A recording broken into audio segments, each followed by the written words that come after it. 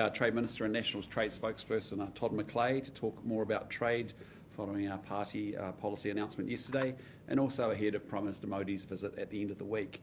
Prime Minister Modi, as you know, will arrive in Auckland on Friday for what will be a rather historic event, the first time we've had an Indian Prime Minister in New Zealand for over 40 years. The visit reflects the strength of the relationship and the growing momentum between New Zealand and India. New Zealand exporters are already seeing the real benefit of momentum, even though the Indian FTA hasn't yet even come into force. Total exports are up over 71% since we came to government, and up over 22% in the last year alone. Our export volumes are up because Indian businesses and customers can already see the quality of what New Zealand has to offer. Apples are a real standout, for example. Since negotiations began, the volume of apple exports to India has jumped 63% on the 2024 season, from 27,000 tonnes to 45,000 tonnes so far this year, and the season is still going. In just 2 years, India has climbed from being our 7th largest apple market to our 4th, and again, this is before the FTA has even come into force. Tourism is another bright spot, with visitor arrivals from India reaching new heights before the FTA has even taken effect. The April 2026 month saw around about 8,000 Indian visitors to New Zealand, well up on the same month in the previous year. The benefits we're seeing now will only grow once the agreement is up and running. From day one, 57% of our exports become tariff-free. Kiwi fruit growers are a good example. They expect around $125 million in tariff savings over 5 years as a result. Most New Zealanders, to be honest, don't wake up thinking about export volumes or tariff schedules. They wake up thinking about how to get ahead, what opportunities their kids will have, and whether the business can grow. But that is why trade matters. We can talk all the numbers all day long, but what really matters is how those numbers translate into more jobs, higher incomes, and stronger local businesses. Every new market we open and every tariff we reduce creates more room for New Zealand companies to compete, to invest, and to hire. Trade can sound quite abstract, but the impact of trade is deeply local. For a kiwi fruit company, another overseas customer can mean more shifts for orchard workers.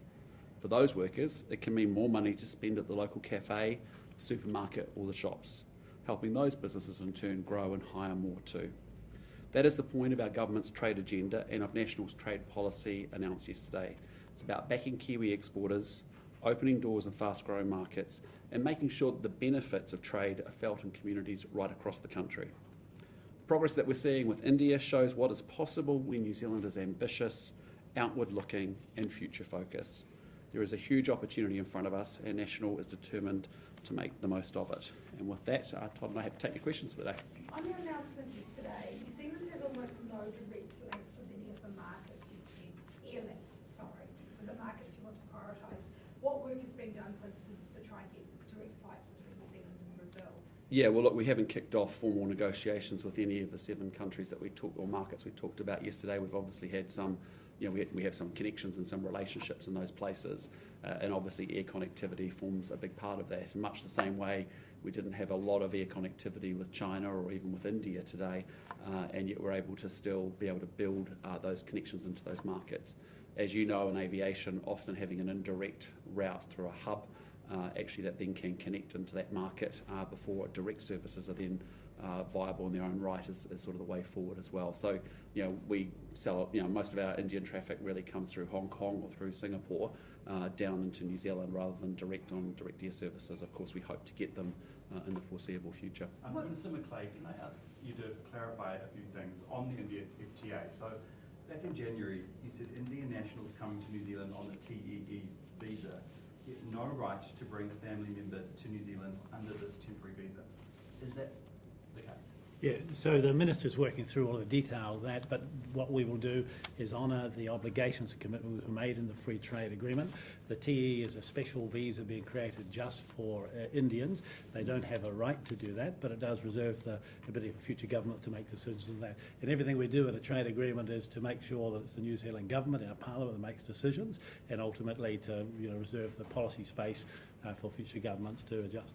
Does that not, I suppose, indicate some of the things that Winston Peters has been saying, that it's potentially actually discriminatory for Indian nationals when you compare it to other nationals? No, it doesn't. What it does is honours our obligation as negotiated in the free trade agreement. One of the things we talked about in the negotiation was the desire for Indians who are skilled workers to be able to come and meet some of the skills gaps within New Zealand. We negotiated they have a right to come for 3 years. If they are given a visa under the conditions set by New Zealand, they must return home at the end of that 3 years and not able to apply for another TE visa for an extended period of time.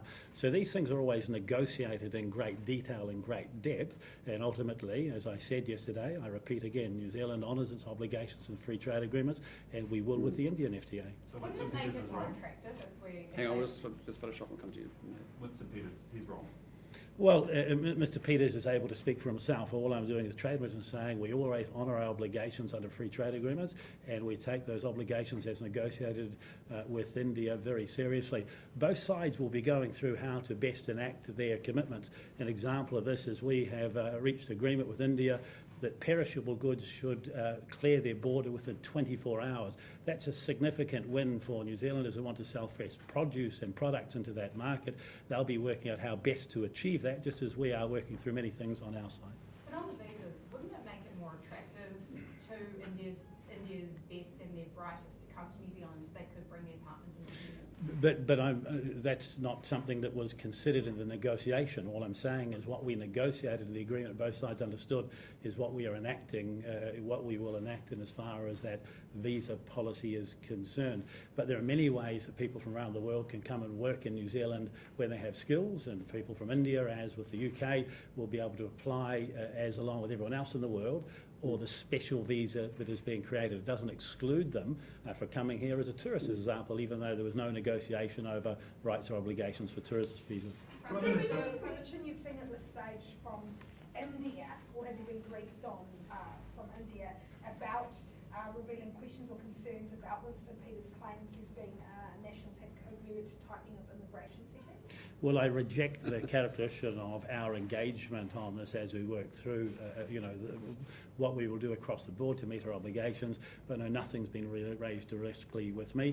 The officials are talking with the Indian side all the time about, how best to get it in the agreement in force, and the timelines are their side. Questions go backwards and forwards, but nothing I'm aware of. Can I be honest? So, let's be honest about it. Winston Peters doesn't like free trade agreements, whether it was the China one, the media at the time, where you quite rightly challenged him and he was put through his paces around why he didn't support the China FTA. The same thing's true of the Indian FTA. It's quite simple. The deal that we negotiate with the EU and China and India, they're all different because it's about the combination and package of access that you may be negotiating. So there's a different visa settings for each and every single one of those deals. The bottom line is what we're doing here is nothing unusual, or what we've done, we're following normal cabinet processes of actually the Minister of Immigration then is responsible, as Todd said, to bring to life what we have agreed between India and New Zealand. Both parties very happy with what we're negotiating, and the real opportunity here is actually, for goodness sake, in 10 years from now, we are not going to be regretting the Indian FTA. It's going to be a huge advantage for New Zealanders out there in communities across the country. I've gone and visited many of them. It's in Whakatane the other day. You get kiwi fruit growers coming saying we can get a 4-fold increase for what we sell today into India on the back of this agreement. That's fantastic. I'm going to hire more workers in Whakatane. Excellent. That's what it's all about. So I think, I appreciate, we've got an individual who doesn't, a party that just doesn't support FTAs. We get that, right? That's just politics. But the bottom line is, for New Zealand, this is a great deal. And any other country, frankly, we're a 5 million people country on earth, has done a deal with a 1.4 billion people country like India is pretty exceptional. We'll be pretty celebrated. Well, Prime Minister, are you... Hang on, we don't shout Amelia now. We take turns. Sorry, Laura. What do you make of the fact that the Foreign Affairs Minister is not going to be here when Modi isn't coming to our country for such a short amount of time?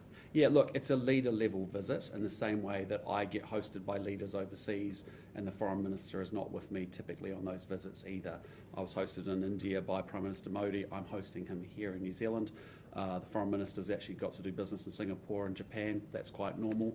And as I said, it's quite normal. I don't go travelling with the Foreign Minister and do visits to other leaders when I'm overseas. So will the Trade Minister be with you? Yes, the Trade Minister will be with us, and my Economic Growth Minister will be with us, and also our Ethnic Communities Minister as well, as it was when I went to India and was hosted there last year. But in reverse, when you have a bilat here, you would expect usually the Foreign No, Minister to be with you. no.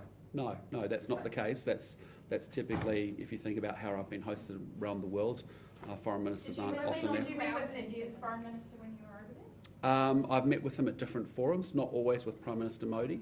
Independently of that, he's come here by himself. I've met with him here without Prime Minister Modi being there, and vice versa. And sometimes, and when I did visited, he was there briefly for one period of time. Yeah. Are you intending to attend the Kia Modi event? In the afternoon, in the evening. The one in. Yes, I will be. organised Yeah, by yeah, the community event. There are concerns that that is a vehicle for spreading Hindutva ideology, and two academics have urged politicians not to attend because and that you should stick to the New Zealand program. So in light of that, why are you attending the Because actually people-to-people ties is one of the three big legs to this relationship. We have economic and trade components to it, we have security and defence components to it, and we obviously also have community components, parts to it. And I'll be celebrating with the community, as has happened with many leaders around the world when similar events have been organised with the communities, when Prime Minister Modi has visited, and other leaders have visited often as well. Would you be comfortable with BJP pamphlets being handed out at that rally, for example? Well, all I know is I'm going to be there celebrating what's an outstanding achievement for New Zealand, to actually have Prime Minister Modi here, the leader of a major country, here in New Zealand, 40 years since we last had an Indian Prime Minister here. We're going to be celebrating with the community. We're also going to be talking about the business and the trade sectors that we think have huge opportunity for New Zealand, and showcasing those to the Prime Minister as well as obviously doing our formal bilateral work as well. Are you concerned about the rise of Hindutva? No. Why not? Winston Peters' trips planned to go to Singapore and Japan, and in light of Modi's trips, were there any concerns raised at Cabinet? No. You'll have to ask him about when it was planned if you want to go down that road. But I just say to you, it's a leader-to-leader visit that's happening here with Prime Minister Modi and myself. I'm hosting him. It's quite normal. It's quite okay. Prime Ministers over, obviously, in Singapore and Japan doing good business for us there as well, as we need to. Sorry, Zane. Hang on, Zane. Sorry? The Greens put out a policy today calling for stronger environmental regulations. They say, well, Marnava Davidson has said Luxon's government has dismantled our environmental protections. What's your reaction? Oh, what a load of rubbish. I mean, all I saw was they want to ban fertiliser and cull cows. The essential piece is that over the last quarter, this country has delivered the lowest level of emissions that this country's been tracking since 2010. In the last quarter, we had 96% renewable electricity. In the last quarter, in the last 2 years, we've generated more renewable energy than the previous 8 years under a Labour Greens government. Things like fast-track planning laws are actually getting things done and built. So, there's a lot of bumper stickers, a lot of slogans, but at the end of the day, we're the people that make the investments and get on and get things done. They're also concerned about mining as Sorry? well. The announcement that Shane Jones has done this morning about mining, the Greens saying that is detrimental to the environment, and that we're sending off critical minerals potentially to fuel Trump's Well, war again, machine. I find it quite outrageous from the Labour Greens, that they want to criticise New Zealanders leaving to go to Australia. And where do they go work? They go work in mining, and they go work in oil and gas. The good news is we've had a 7% growth in Kiwis coming home over the last 12 months. We've had 5% less Kiwis leaving to go overseas. And the Kiwi experience in Australia has mean they are coming home. But I want to create high-paying regional jobs through mining across New Zealand. We've got abundant natural resources. We should be making sure we're making the most of those. And frankly, with respect to the critical minerals conversation, as I said, we'll develop that in our own national interest. And so, cabinet decisions have been made. There's ongoing conversations at the officials levels. But at the end of the day, we've got critical minerals, so we should be using them and we should be developing them, because that's what's needed ultimately to make the clean transition in due course as well. Modi Sorry. quite likes to receive awards when he visits countries internationally. Is New Zealand going to give him Amelia, I'm so excited that you're so excited about this great Indian FTA and this awesome relationship that we've got Prime Minister Modi here. It's so good. I'm not sure whether we're going to be giving him awards or what will be happening, but I know I'm going to have a great meeting with him at a bilateral level. I'm going to have an awesome time actually promoting New Zealand to him and showcasing the best of New Zealand to him. And we're going to celebrate with the community. India has been falling down democracy rankings internationally. Are you going to be raising that with him? Well, again, we've got a great partnership with India. I'm very comfortable with our relationship. Like us in our relationship with China, we raise issues where we see We raise issues human with. rights issues. Are we doing the same with India? We have the same mode with all of our partners. We cooperate and collaborate as much as we can where we can, and where we have differences, we raise those. It's the same with Australia, it's the same with the US, it's the same with China, it's the same with all of our partnerships around the world. Is it convenient for you that Winston Peters is out of the country for this motive visit, given his comments about trade agreement? Could I just say to you, I think you're overthinking it a bit. The bottom line is this is a leader-level visit. I am hosting Prime Minister Modi, reciprocating the hosting that he did for me when I went and visited India. It's quite normal. I haven't actually, don't remember going with the Foreign Minister to any other visit that I've done offshore. And often we have hosted visitors here where both of us are not here in the country at that point of time as well. It's quite normal. So I just say it's a leader-to-leader visit that we're hosting here. And we also have an important relationship, as you know, having upgraded to a comprehensive strategic partnership with Singapore. We've also upgraded defence ties with Japan, and it's appropriate the Foreign Minister is out doing the business in the world as well. If you On were in another government matter. with New Zealand first after the election, would you like Winston Peters to remain as Foreign Minister? Oh, completely hypothetical. I think the thing I want people to understand is, we have 20 seats around that cabinet, and I want as many of those seats filled with National Party ministers, and that's why my message to November the 7th is pretty straight up. If you want strong, stable government, make sure you've got national ministers there, rather than ministers from other minor parties that you may or may not know. I don't want to lose a Mark Mitchell or an Erica Stanford or any of my ministers because I think they're doing a great job. So party vote national. But Sorry. do you think some of his comments around, particularly around India and Indian migrants, are the right sort of language for a Foreign Minister to be using? I reject many of the comments that I've heard from some of our politicians and also some of the voices in our community. The reality is that New Zealand has a smart, fair, targeted immigration system. We are not in the situation like we see internationally, and so actually trying to whip up anti-immigrant sentiment actually in a country that has legal immigration, not illegal immigration. The US has 13 to 14 million illegal immigrants inside it. England probably has about 1 million, and they get up to 115 small boats per day at times. Germany, you saw, take almost 1 million refugees in a very short period of time. We've had a completely different approach in this country, and even over the last 2 years, where we actually link our immigration to our economic agenda, where we have genuine job shortages, and also to our infrastructure capacity. And so it's unfair of politicians to go out there and whip up anti-immigrant sentiment and denigrate our immigrant community here in New Zealand. They have left their countries, whether they've come from India or anywhere else in the world, left their culture, their friends, their family. They come here. I've watched this immigrant community. They take 2-3 jobs to get a deposit for a house or a business. They send their kids to school and they get them educated, and they don't go on welfare. And they're a great example of people of ambition and aspiration. They shouldn't be denigrated or vilified or whipped up while we get some politicians playing immigration cosplay. So it's not right what is happening. Now, having said that, because we have a smart, fair, targeted system, it's constantly in a dynamic where we're constantly adjusting it. We have a green list that's linked to job shortages in our economy. We've moved our mix from 70% low-skilled to 70% high-skilled. Yes, we've lowered our net migration from 135,000 down to 25,000, but remembering we've got about 38,000 new housing consents, so that sort of feels like there's a good connection there. And I think what we see out there in the world with Le Pen and Farage and others, in worlds of, I get, that they're whipping that up. That is not the situation in New Zealand. So let's get grounded in some facts and some reality about it, and let's not give that voice those views. The ETA Sorry, mate. coming into force could likely collide with quite a strong El Nino event. Are you concerned that might stunt some of those exports of apples and kiwi fruits, like you said? No, I think we've got a lot of work to do. We want to increase production out of New Zealand of a lot of the goods that we sell. As you know, in our food and fibre sector, 93% of what we produce we can't consume, and so we export that out to the world. I think there are things like water storage projects that we want to put a lot of emphasis to. We've started that work already.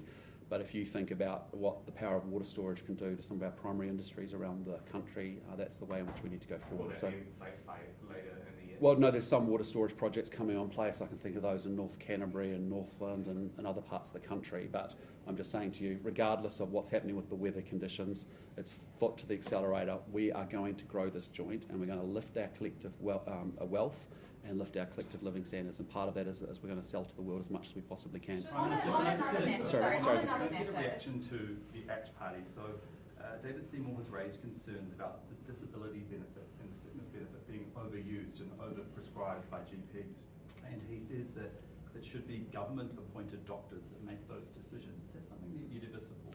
It's not something we've thought about. I mean, I appreciate it might be an party policy. It's not something that we've considered at this point. Do you think it's a another problem? hand, Australian- Like, do you think there is too many people getting the sickness benefit and the disability benefit who might not need it? And that's No, getting that's very not something expensive? that we've talked about as a caucus in our own right. Australia has just signed Ocean of the Peace alliance with Yes. Fiji. Is New Zealand going to join that alliance? Has it been discussed by Cabinet? Yeah, look, we've been aware of it. Obviously, today it's become official. You've seen Australia, Anthony Albanese's in Fiji with Prime Minister Rambuka. I've spoken to both Prime Ministers about that. They have obviously formed an ally relationship, a defence arrangements. We have signalled as a Cabinet that we're interested in exploring joining that agreement. But of course, final decisions will be taken by Cabinet. So yes, it's something that we're open to looking at for sure. Hey, would you expect your Foreign Minister to be hustling harder to get New Zealand on some of these agreements? No, this was a bilateral arrangement between Australia and Fiji, and what I signalled to both Prime Ministers is that it'll be opened up for other countries to come into it or accede into it. And for New Zealand, we've got, it's in our interests. When you think about foreign policy, about our values and our interests, it's very much in our interest to be part of that. And so we'll look at how we can do that and how we would negotiate to join that and what would be the commitments and involvement that we would need. Which other specific countries would we look? I'm not sure. I mean, obviously it's just new news today, but I just say I think New Zealand being in early would be a good thing because also you would have an ability to ultimately determine which other countries could join from across the Pacific. Are there concerns that it would rock up China though if we were? No, really what it's about is just saying, look, in the unlikely event that if Fiji gets attacked, that's Australia has said that they have an ally relationship and they would backstop them and vice versa. But I think what you're seeing, and I've talked a lot about this in the Pacific, is that we want the Pacific Island nations and the Pacific Island Forum to be the central body by which we deal with Pacific challenges in a Pacific way. And that's my brief to all the major powers that are often in our part of the region as it becomes increasingly contested, is that you need to come through the front door of the Pacific Island Forum in particular. Of course, we're hosting that next year. This is something separate, but it's related in the sense of the Pacific having its own defence agreements and treaties with each other is not a bad thing. I think we're very supportive of what's happening. We'd obviously have some interest in joining it, but we'd need to do negotiation, obviously make a decision finally at Cabinet. You spoke of the value of migrants coming to our country. Yes. And filling these jobs on the green list. Should permanent residents be able to vote? Oh, look, it's not something we've given thought to. We haven't thought about any changes at that point in time. I know there's other parties that are talking about that. I'm not going to respond to their policies. We'll have our own thinking as we go into an election as a national party. But all I'm trying to say to you is I think it's very easy to denigrate immigrants. We've seen that happen around the world. It's very nationalist, it's very populist, it's very base politics at times.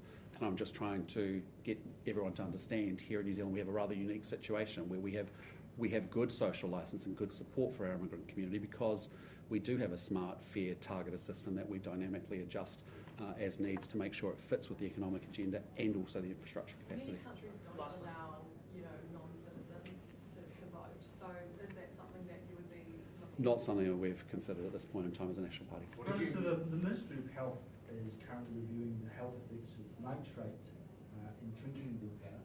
If they were to recommend lowering that level, would you do so? Again, hypothetical question. Let's let them get through their review and we'll have that conversation in due course. ASB says the worst is behind us economically speaking when it comes to the impacts of the war. Are your forecasts showing the same thing? Yeah, I think you've seen that New Zealand has had a very good 9 months, pre the conflict. If you think about the Q1 and the last three quarterly GDP results growing at 2.1%. If you look at the last quarter at 0.8%, and I think 9 of our 16 sectors were growing very strongly. Then you come into the period from February the 28th when the conflict started, you get to April, you've seen New Zealand have a record month in terms of its trade surplus, in terms of we've been exporting a lot more than we've been importing in. And then you've seen even in the last week you saw IMF talking about very positive projections going forward. You also saw us announce that actually our deficit is $3 billion better off than what we had planned, even just 4 to 5 weeks earlier as part of the budget. So there's no doubt about it, New Zealand's economy is on the upswing. That's why I think we're seeing New Zealanders come home, in terms of, in the last 12 months we've seen a lot of that changing dynamic happen.